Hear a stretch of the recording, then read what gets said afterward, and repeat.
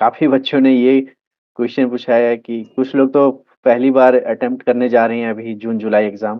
कुछ लोगों ने पहले भी अटेम्प्ट किया बट क्लियर नहीं हुआ। तो उनका ये है कि भई हम इफ़ेक्टिवली कैसे पेपर 1 की तैयारी करें? इफ़ेक्टिव तरीके से कैसे प्रिपरेशन करें? देखिए, सबसे पहले तो यह देखिए कि आपने जो एग्ज़ाम दिया या जिन्होंने एग्ज़ाम नहीं भी दिया, उन सबके लिए मेरी एक एडवाइस है, एक बार स्पेशली जिन लोगों ने एग्ज़ाम अब तक नहीं दिया है, एक बार प्रीवियस ईयर पेपर खुद से बिना एग्ज़ाम दिए सॉल्व करके देखिए, जी, ठीक है? सॉल्व करने के बाद आप उसे एनालाइज़ कीजिए कि आपने कहाँ-कहाँ, क्या-क्या, कौन-कौन से क्वेश्चन गलत किए, कौन-कौन से क्वेश्चन आपने बिना पढ़ाई के सही किए। हुँ, और सही किए तो फिर ये सोचिए कि क्या आपको उसके बारे में नॉलेज थी, आपने लॉजिक का यूज़ किया? अगर आपको नॉलेज थी वेल एंड गुड, अगर आपने लॉजिक का यूज़ किया तो आपने कैसे यूज़ किया? जी, उसके बाद फिर आप यह देखिए कि गलतियाँ कहाँ हुई हैं? उन गलतियों को रिमूव करने के लिए क्या मैं खुद से कर सकता हूँ या मुझे एक्सपर्ट गाइडेंस की ज़रूरत है? और उसके अकॉर्डिंग अपनी तैयारी को एक फॉर्म दीजिए, पहली चीज़। दूसरी चीज़, कोई भी एग्ज़ाम हो, कुछ भी आप कर रहे हो, हार्ड वर्क एंड कंसिस्टेंसी का कोई अल्टरनेट नहीं होता। ये ध्यान में रखिएगा। हार्ड वर्क बहुत ज़रूरी है, कंसिस्टेंसी बहुत ज़रूरी है। यह ज़रूरी नहीं कि आपने आज 5 घंटे पढ़ाई की, कल आपने 1 घंटे पढ़ाई की। कभी भी उस तरह से तैयारी पूरी नहीं होगी। एक्सेप्शंस हर जगह होते हैं, एक्सेप्शंस को छोड़ दीजिए। इन जनरल कभी भी ऐसा नहीं होता कि अगर आज आपने 5 घंटे पढ़ाई की, कल आप 1 घंटे पढ़ाई करें, आधे घंटे पढ़ाई कर रहे हैं या फिर आपने 2 दिन, 3 दिन पढ़ाई नहीं की, तो आपको ये लगता है कि आपकी तैयारी पूरी हो जाएगी, नहीं।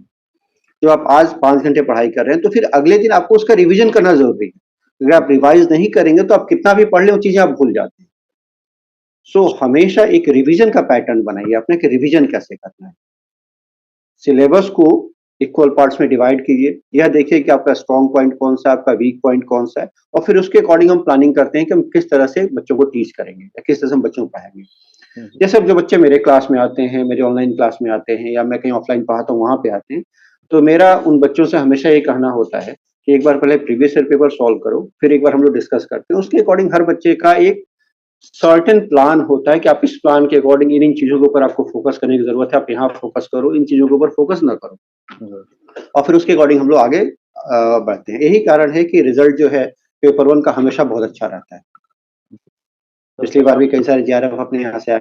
जी, जी, ये जी। हमें ये पता चला और बहुत खुशी की बात है कि हर बार हर सेशन में आपके यहाँ से बच्चे निकल रहे हैं और आपके जी। गाइडेंस में बहुत अच्छा कर रहे हैं स्टूडेंट्स और आगे भी यही है आशा करते हैं कि आप साइकोटेक इंस्टीट्यूट के साथ मिल के और भी बच्चों को लाभ पहुँचाएँ। तो अभी सर आप बिल्कुल, मेरा प्रयास यही रहता है कि बच्चों को लाभ पहुँचे। जी, बताएँ। 2 चीज़ें अभी आपने ज़िक्र की, एक तो हार्ड वर्क और कंसिस्टेंसी। तो कुछ जी, ये बिल्कुल। जैसे हो ना आजकल है कि हार्ड वर्क कुछ नहीं होता है, स्मार्ट वर्क करना होता है। तो इसको कैसे डिफरेंशिएट करेंगे? स्टूडेंट्स को क्या कहना चाहेंगे? हार्ड वर्क का मतलब स्म मैं बता देता हूँ। स्मार्ट वर्क तो तब होगा जब बेसिक्स आपके पास होंगे और बेसिक्स के लिए हार्ड वर्क चाहिए।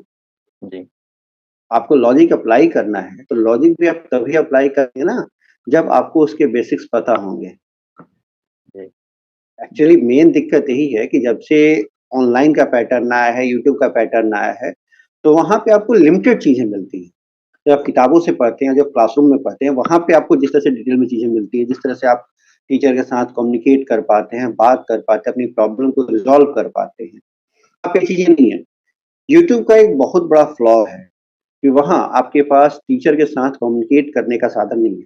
जी, अगर आप कोई प्रॉब्लम अगर आप पूछते भी हैं, तो आप टीचर के साथ टू वे कम्युनिकेशन आपका नहीं होता है। हुँ, वहाँ पे टीचर बोल रहा है, आप सुन रहे हैं। आपके पास ज़्यादा से ज़्यादा ऑप्शन यह है कि आप टीचर को क्वेश्चन लिख के भेज सकते हैं। टीचर उसे इग्नोर करके आगे बढ़ जाता है।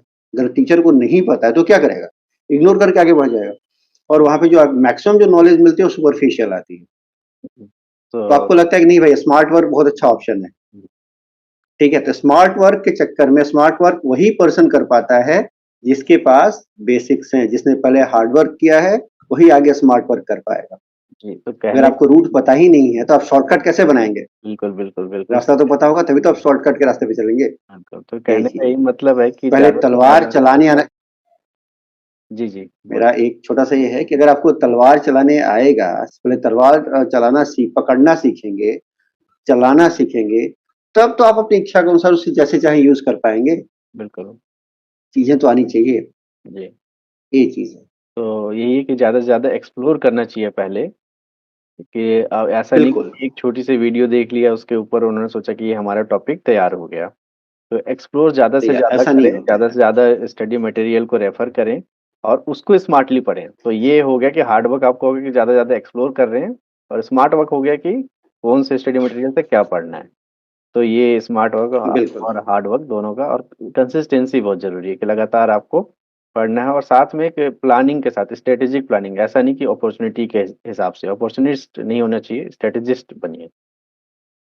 बिल्कुल। आपके पास ऑप्शन अगर है, आप सबसे पहले तो अपनी स्ट्रेटजी बनाइए कि आपको क्या पढ़ना है, कैसे पढ़ना है, बहुत ज़रूरी है। प्लानिंग बहुत ज़रूरी है और जी, प्लानिंग इसलिए नहीं कि आपके इस रूम के दीवार के ऊपर चिपका हुआ, कई लोग बोर्ड पे प्लानिंग लगा देते हैं। बिल्कुल बोर्ड तक रहता है, वह आपके टेबल तक नहीं पहुँचता है। जी। ऐसा नहीं होना चाहिए, वो टेबल तक पहुँचना चाहिए, जी, सबसे बड़ी बात है। बिल्कुल, बिल्कुल।